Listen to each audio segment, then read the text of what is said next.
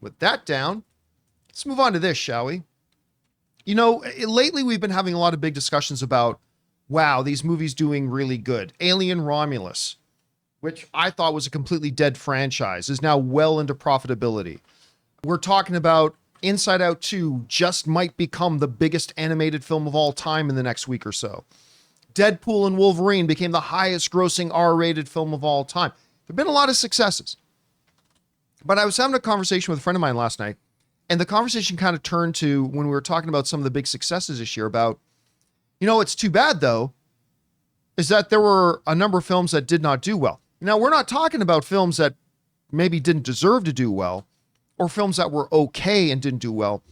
Start talking about there were some really great films this year so far that deserved and should have made far more money. Now, I'm not talking about hyperbole like, oh, I love that movie. It should have made $1 billion. But I'm talking about movies that on any regular time, you might think that movie would have made triple what it actually made. So I thought it would be fun here today to take a couple of minutes and give you my list of what I think are the 5 best films that drastically underperformed at the box office for what they were. All right, what I think are the 5 best films that drastically underperformed at the box office for what they were, in my opinion. All right, here we go. I'm going to start at my number 5. Furiosa. This was a great movie. I don't think it was better than Fury Road. I don't think it's the best movie of the year, but I was beautifully entertained by this film. I was engaged in it. I was engrossed in it. It was larger than life. The characters were wonderful. It was visceral. It was intense. I had a great time with it.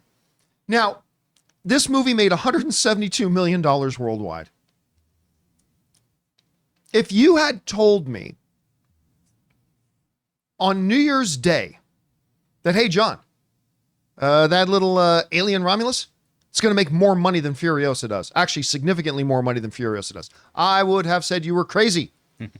And yet, here we are. Furiosa only made $172 million. Now, I guess in hindsight, we shouldn't have expected it to make that much more. After all, the last movie, Fury Road, it's like there's a Mandela effect with us movie fans. We all remember Fury Road being a big, giant monster hit. But Fury Road, I'll bring it up here. Fury Road actually only made $380 million. Oh. It made less than Black Adam. I mean, we as film fans, we all remember Fury Road being a massive, massive hit. And $380 million is nothing to sneeze at. But the reality is Fury Road only made $380 million. So you now do a movie almost 10 years later without the main stars of that one on a film that didn't do all that well in the first place. I guess maybe we shouldn't be all that surprised. That's why I have Furiosa that far down on the list. But still, I thought it was a great movie. It should have done better. So I'm going to have Furiosa at number 5. At number 4, and I think a lot of you knew this would be on the list, Fall Guy. Fall Guy is a movie that had really wonderful trailers, not the best marketing campaign of the year. It had Ryan Gosling coming off his performance as Ken. Everybody loves Emily Blunt. Yeah. Everyone loves Emily Blunt. The trailers were good. It looked fun. It looked funny. Was it ever going to be $1 billion film? No, obviously not. But I mean, I thought easily this could be a $500 million movie. And then I saw it and I was, again, wonderfully entertained by it. Really fun, really good little movie. Again, top 3 or 4 movie of the year, probably not. But a fun, engaging, charming, at times exciting, and gave us a little sneak peek into the world of stunt work. I thought it was really good. It barely made more than Furiosa. It ended up making $180 million. $180 million. Less than half of a Black Adam. I don't know why I'm using Black Adam as our measuring stick, but there it is. Just because that was like something we were shocked about last year. I was like, what? It was going to change The Rock the order. It was and going to change The hierarchy of power is going to be changed. It did. Here comes James Gunn. Here comes James Gunn. You changed it. Black Adam. So made less than a half of Black Adam. And I thought it should have done much better. It deserved much better. It was a very good film.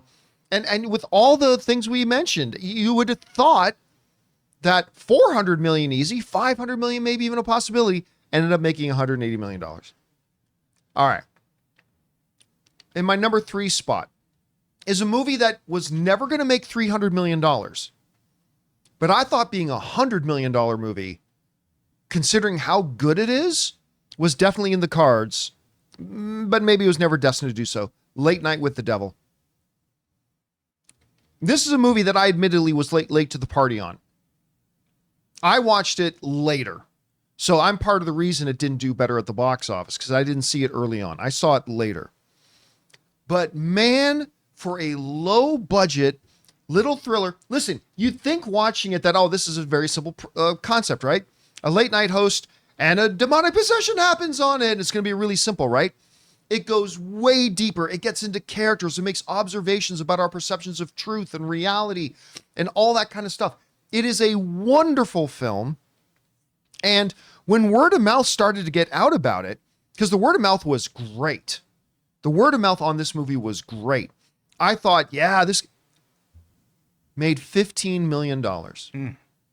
Now, granted, I think at its peak, it was in 1,000 theaters, which is a lot, but it's not like the 3,000 theaters that, say, Twisters opened up in.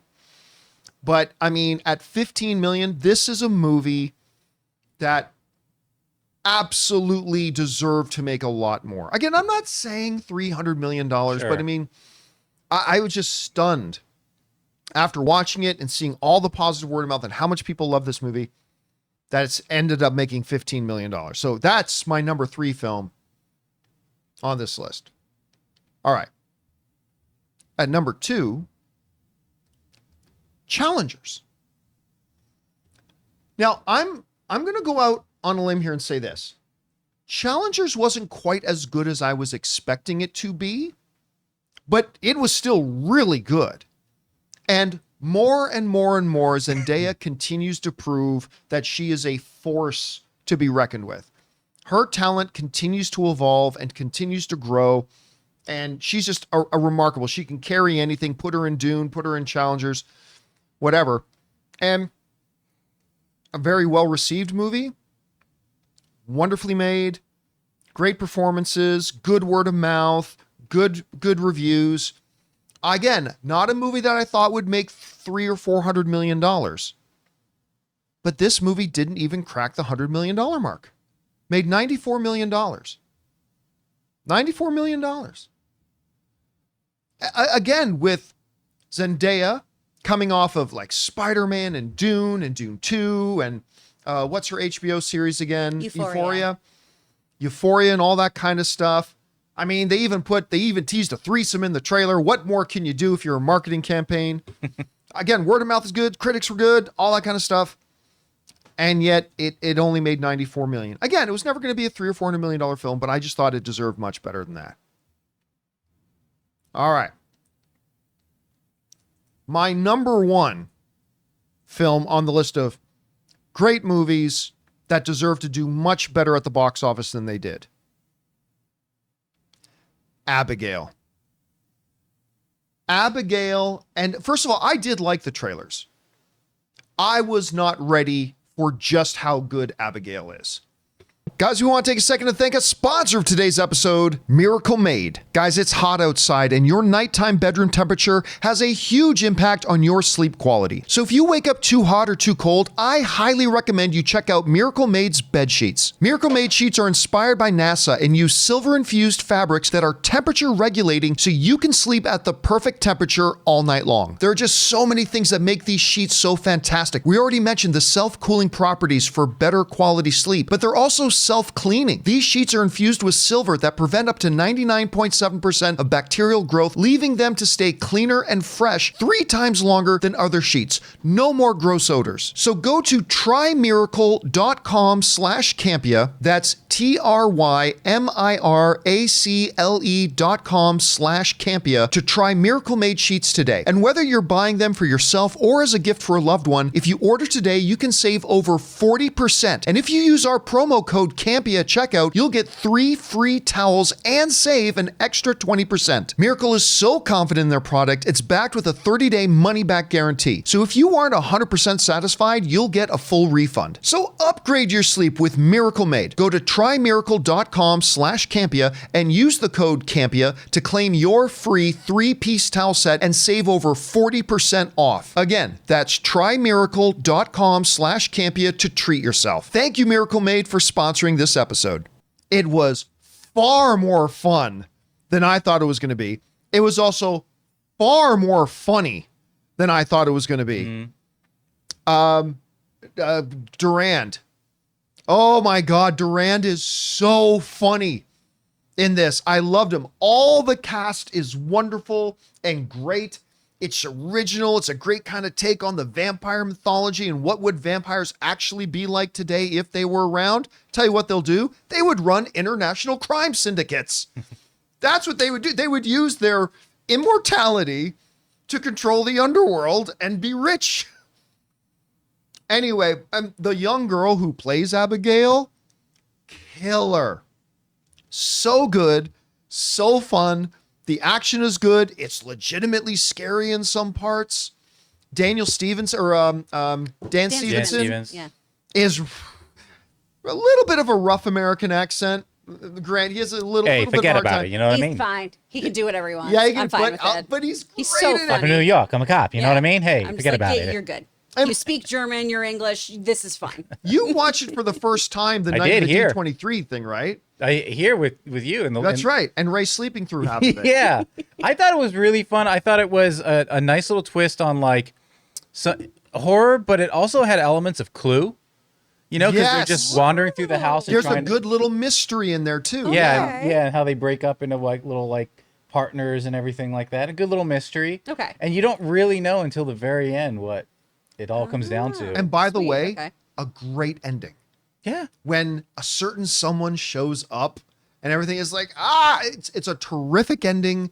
It's just a fun little movie. Again, is it going to be nominated for Best Picture at the Academy Awards? No. But this movie made $42 million. Which, listen, I think it was a very inexpensive film to make. And remember, this is not a list of movies that were flops. We're not talking about flop. We're talking about movies that deserve to do a lot better than they did. Yeah. Reasonably deserve to do much better than they did. If Abigail's not a $200 million movie, I don't know what is. This is a movie that should have made $200 million at the box office. And I thought it deserved much better than it got. And I don't know. Maybe the trailers didn't connect with people the way I thought they should have. Maybe people just kind of over the vampire thing. I mean, I don't know. But damn, this is a fun little movie. It's a win. I would love to see a sequel. Anyway, Chris, that's mine. Do you have any movies that you think deserve to do much better than they did this year? Yeah. Well, Abigail's on my watch list because I've always heard great things about it. Love Lies Bleeding is another one that I heard did not do great, but was supposed to be really, really wonderful. It was very good, yeah. But my list is pretty much the same of yours. Furiosa, Challengers, Fall Guy. I also, just because it's such a fun, actiony popcorn movie, I figured The Ministry of Ungentlemanly Warfare I did too. was going to be great and huge just because it's explosions, all these great actors, some of which who are on the up and up, led by Henry Cavill, right? Yeah. I figured this was a no-brainer. Alan Richardson's in there and he's hot right now. Yeah. And kind of fizzled in the pan, right? Yeah, it was fun. That one was super, super fun. I think, fun fact, I think I was in the theater when that was playing, when it was either, I can't remember the timeline, I either got notification that the writer's strike had ended officially or was the SAG strike. Ooh. So I'm like, good, we can get back to work. So But many I was good in the memories theater associated with it yeah. now. That's great. And then my other one, and I know that this didn't have a huge like worldwide release either, but Babes. I thought Babes was so funny and so great. And really why I bring this up is just like horror, comedy, like buddy comedies, are so affordable to make. Yes, they are. Yeah. It is a lower risk, higher potential reward. And for everyone too who constantly says, we have no new comedies, we have no new comedy movies coming out. Oh my gosh, I wish we had new IP. You need to go see these indie comedies then. That's the You gotta thing. see stuff by A24. You gotta see stuff that Neon puts out. I do wonder if there's like a misconception, not with necessarily with our audience, but with audience in general. Like when they make these complaints, it's like, okay, you're looking for major studios to make major releases on these types of genres. Yeah. It is these small films that you're not hearing about. Go on to AMC or go on to Lamley's or whatever, you know, these independent theaters or whoever's doing it. It's these movies that you're talking about, but you're not going to see it That you are there. think, We're just not supporting. because you think they should be coming from major distributors. No. It's not Field of Dreams. You got to know about it. You got to go look for it. All right, guys, the question is for you. What do you think about the list we put together here? And what films do you think were absolutely great? And again, no hyperbole, not saying, oh, it should have been $1 billion, but like films that really realistically should have made more, a lot more than they actually did. What films do you think we left off our list there? Whatever you guys think, jump down to the comment section below and let us know your thoughts.